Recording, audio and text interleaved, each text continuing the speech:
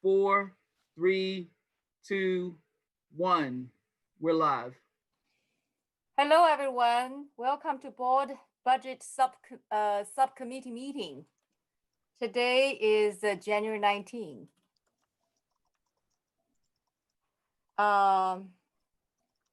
So do we do a roll call?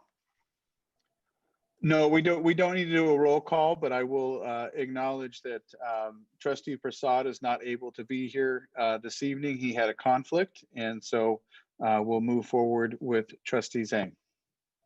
All right. So do we have any comments from the public? I did not get any comments. Okay. And well, do you guys have questions on the budget? We don't have questions, but this is a time for you and Zayan to ask any questions of us related to the budget. And Okay. and just give us the item number when you are referencing something on the budget or something that you have a question about. And the appropriate staff member will respond. Yeah, Zayan, do you have any questions? Yeah, I actually do. The first one's on 12.3, the investment report, quarterly investment report. Could you kind of just give a little more background about this works? Is it how this works? Is it like FUC puts our general fund in Alameda County Treasury and then Alameda County invests it? Is that basically how it works? Robbie, you want to respond to that? You're on mute, Robbie. You're on mute. Yes, that is basically what it is. And it is by ed code that we have to invest or put our money at the county treasurer's office. I don't have it. I think the ed code is 41001 that actually specifies it that a local agency like us need to put our money or deposit our money at the county treasurer. Okay, thank you. And then do you have just like a general estimate on how much FUSD like usually gains or loses from those investments? Usually the gains or losses that we get from the investment pool comes into us as interest money. Mm-hmm. And that's basically it. If they perform well, we get higher interest. And of course, at the county treasurer, it is not district by district. It is an investment pool of all of the school districts in Alameda County. Okay, that makes more sense. Thank you. All right, and then I also had a question on the Measure E report, but Ms. McMahon is not here, so I could save that for Wednesday, I guess, if that's okay. Or I'm not sure if you guys have information on that as well. It's about just a general question.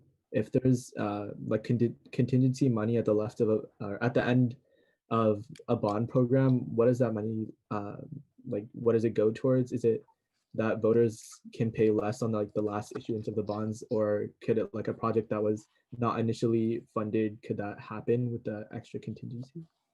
So you're saying at the end of a project, or you're not talking about the end of the bond program, you're talking about the end of a project and there's money left over? The end of the whole Measure E program.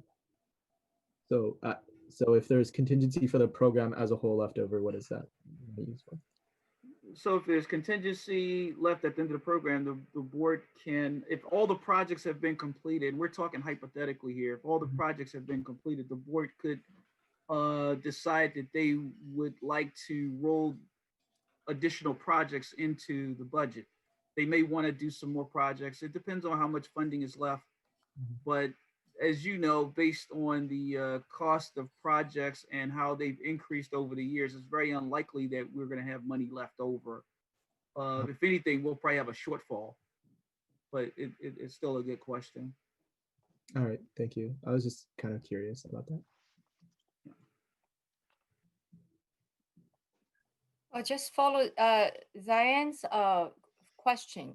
So if there is money left and they can only be used for facility, right? Yeah, if there's money left in the bond program, it would only be able to be used for the bond program. Mm-hmm. So I look at budget update. I don't know which item is that. You know, It's 16.7. right. So the number based on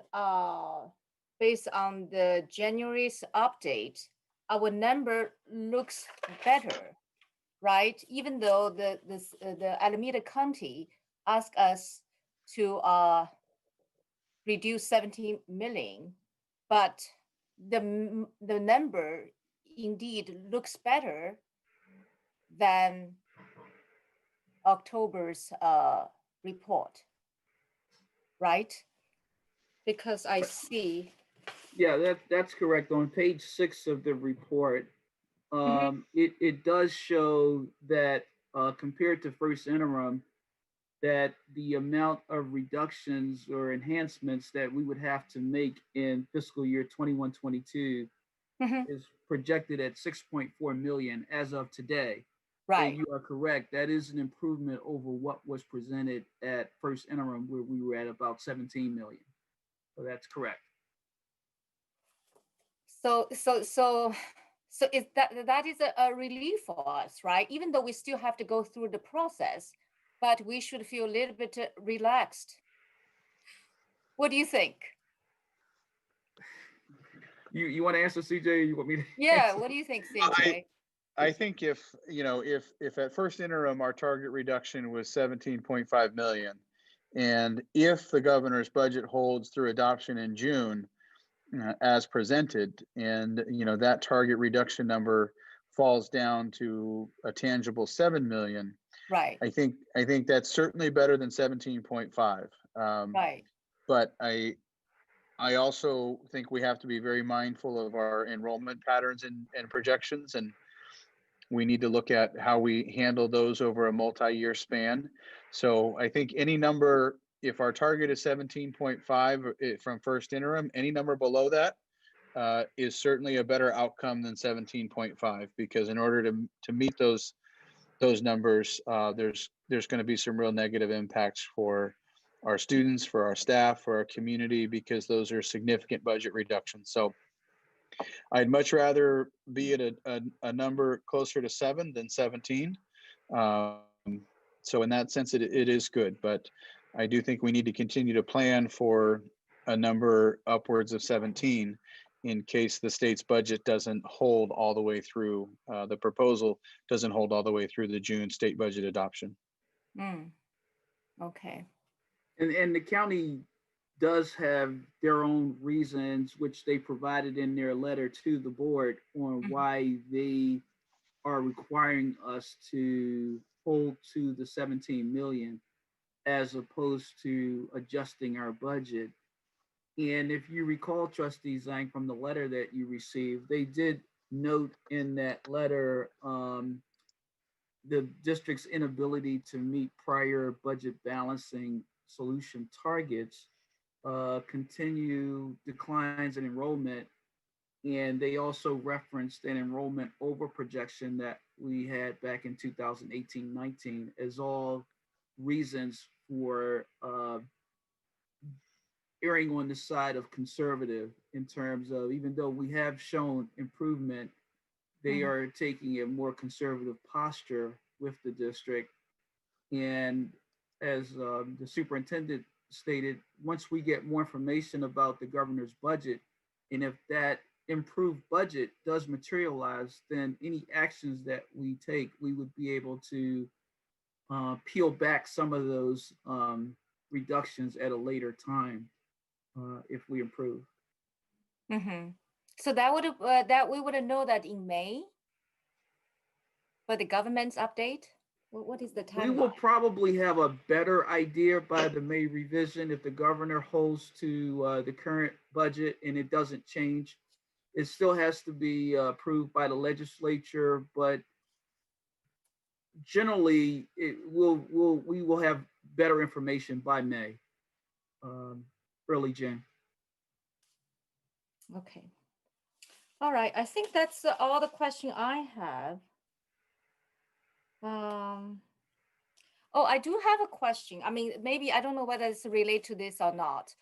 Have we ever hired a security guard in the daytime in Fremont District? Not that I'm aware of. And that was not within the scope of the contract that we, for the RFP that we did for security services. Those services are only for nighttime and weekend, and it would provide for 2 patrol vehicles that would patrol our district, but not for daytime or providing guard services at sites or anything like that. Mm-hmm. So just help me out here. So in the daytime, besides SRO, who else is protecting the facility? Well, we have campus supervisors at many of our sites. I apologize having been new to Fremont and not having had the chance to be on school sites when they are operational for full in-person learning. Oh. But we do have campus supervisors, mostly at our secondary schools, that help patrol the campus. So usually it's 1 supervisor per school, per high school? No, normally there's multiple campus supervisors. I don't know, Zion, do you happen to know how many campus supervisors might be at your site? I'm sure there's definitely 2. There might be more than that. So there's definitely more than 1 though. Okay. So I mean, they look regular, or they wear uniform? No, they don't wear any specific uniform for being a campus supervisor. Okay, that's my question. So I would maybe later on want to see that what's the cost, but that's a different subject. That's it for me. So that's it, right? A short meeting. That's it, short meeting. Thank you, Right. guys. Thank you, Thank you. Trustee Zhang. Thank you, Zion. And we'll see you guys tomorrow. Oh, sorry, just See one. you guys tomorrow. Be prepared for a long night. All right. Zion, did you have Bye. one more?